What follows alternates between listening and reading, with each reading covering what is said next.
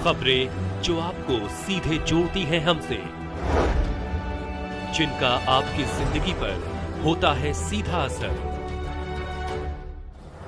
खबरों की वही तस्वीर, बिना बदले बिना डरे, जज्बा सच का लिए, सच दिखाते हैं। रामचरितमानस दुनिया का सबसे बड़ा ग्रंथ। आचार्य शांतनु श्री राम कथा के प्रथम दिवस पर पूज्य आचार्य शांतनु जी महाराज ने कहा कि भगवान की असीम कृपा से ही हम सब सन्मार्ग की ओर प्रेरित होते हैं। माता पार्वती के शंका समाधान करते हुए महादेव ने बताया कि देवी ईश्वर सगुण भी है और निर्गुण भी। भक्त जिस रूप में चाहता है प्रभु उसी रूप में भक्तों को दर्शन देते हैं। मानस की महिमा बताते हुए पूज्य श्री ने कहा कि ये रामायण कल्प वृक्ष के समान है, इसको गाने वाला जो चाहता है वो उसको मिलता है, परंतु शर्त है कि इसे निर्मल मन से गाया जाए। भगवान शिव के विवाह की कथा सुनाते हुए पूज्य महाराज जी ने कहा कि शिव और पार्वती श्रद्धा और विश्वास के प्रतीक है, इसीलिए राम कथा में पहले शिव और पार्वती की कथा है। पूज्य महाराज जी ने भगवान शिव की बारात का दर्शन कराते हुए कहा कि उनकी बारात में भूत प्रेत भी शामिल थे, परंतु वे भी बहुत ही संयमित थे। परांठे आज की क्या स्थिति है, हम सबको इस पर विचार करना चाहिए। साथ ही साथ महाराज जी ने समाज में व्याप्त अनेक कुरीतियों पर कुठाराघात किया। श्री राम कथा के यजमान आशुतोष प्रताप सिंह ने पूज्य महाराज का कटकपुर स्थिति आवास पर स्वागत किया। साथ ही रामायणम परिवार के कार्यकर्ताओं ने अलग अलग स्थान में माल्यार्पण कर स्वागत किया। इस अवसर पर चेतन नारायण सिंह, पूर्व MLC सुधीर मिश्रा, भाजपा नेता सुधीर सिंह ब्लॉक प्रमुख अम्बरीश सिंह भोला, हिंदू युवा वाहिनी अजय सिंह बाम्बी, कार्यक्रम के अध्यक्ष केदारनाथ सिंह, पूर्व MLC आयोजक संजय सिंह राठौर, वीरेंद्र दुबे, किशन चौबे, विष्णु रघुवंशी सहित हजारों की संख्या में श्रद्धालुओं की उपस्थिति रही। वो भरत जी ने अपने भाई भगवान की खराउरत के सिर पे उससे शासन चलाया, राज्य चलाया।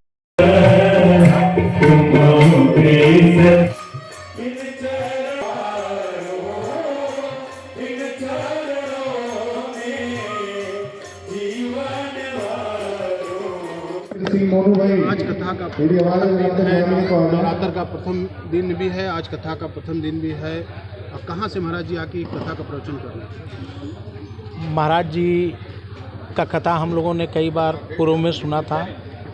हम लोगों ने पूरी टीम ने एक योजना बनाई और ये हुआ कि चूँकि नवरात्र के समय में जो है लोग कहते हैं कि केवल दुर्गा पाठ, और ये हम लोगों का एक सोच था कि हम लोग रामायण का भी आयोजन किया जाए।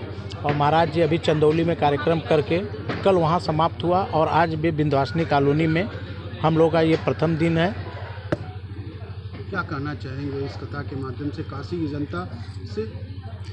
मैं काशी की जनता को एक बार ये चैत्र की नवरात्र 9 वर्ष की शुभकामनाएं देना चाहता हूँ और इस राम कथा के माध्यम से ये मैसेज जाए कि राम का जो हम लोगों के यहाँ राम मंदिर बनाने के लिए लोग, अभी महाराज ने कथा में कहा था कि समय नहीं बताएंगे, राम मंदिर वहीं बनाएंगे, तो आज राम मंदिर का हम लोगों ने निर्माण भी कर दिया है, उसकी तिथि भी मालूम हो गई है। और ये जन लोगों के पास राम का संदेश नहीं पहुंच पाता, उन लोगों के पास ये मैसेज हम लोग पहुंचाने का काम कर रहे हैं। आशुतोष प्रताप सिंह जो है कटकपुर रहने वाला हूँ। आज कहाँ पे कथा का आयोजन किया गया है और ये कथा कई दिवसीय कथा? ये कथा विंध्यवासिनी कॉलोनी में रखा गया है, महावीर मंदिर के पास में, और ये कथा 9 दिन नवरात्र में 9 दिन तक चलेगी। किस महाराज जी द्वारा कथा का? ये परम पूज्य शांतनु जी महाराज की कथा है।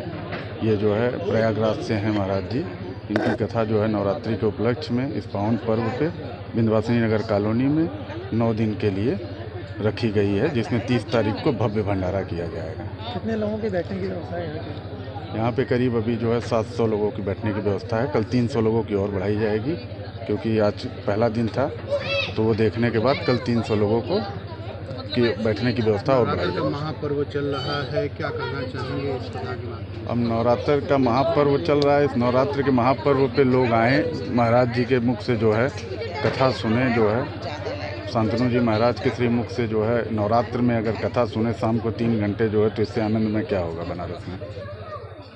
आज राम कथा का आयोजन किया गया है, आज पहला दिन है। क्या शीर्षक था राम कथा? क्या मतलब एक शीर्षक था राम कथा में?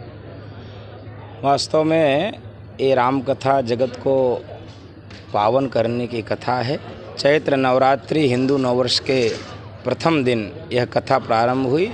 पूरे नवरात्रि भर यह विंध्यवासिनी नगर कॉलोनी के इस पार्क में महावीर मंदिर के पीछे यह कथा चलती रहेगी। यह कथा रामायणम परिवार काशी के द्वारा आयोजित है। आज भगवान शंकर के विवाह की कथा व रामचरितमानस राम कथा के महात्म्य की कथा का गायन किया गया। गुरुजी, बात की जाए तो नवरात्र भर में जो 10 दिवसीय कथा हो रहा है, और जहाँ तक हम सरकार की बात करते हैं, योगी सरकार ने भी बोला है कि पूरे नवरात्र भर हर जगह अखंड रामायण की पाठ की जाए। तो एक सनातन धर्म के लिए कितनी सुखद है ये सुखद सूचना है सरकार की तरफ से। शासन सत्ता जब धर्म आधारित चलती है तो वह ठीक दिशा में ठीक दशा को प्राप्त करती है। और मुझे लगता है वर्तमान योगी जी की सरकार धर्म को आधार बनाकर धर्म के साथ अपनी यात्रा, यह शासन यात्रा कर रही है। और यह रामचरितमानस पाठ की और दुर्गा सप्तशती की जो शासन की व्यवस्था बनाई गई, निश्चित रूप से ये अभिनंदनीय है, स्वागत योग्य कदम।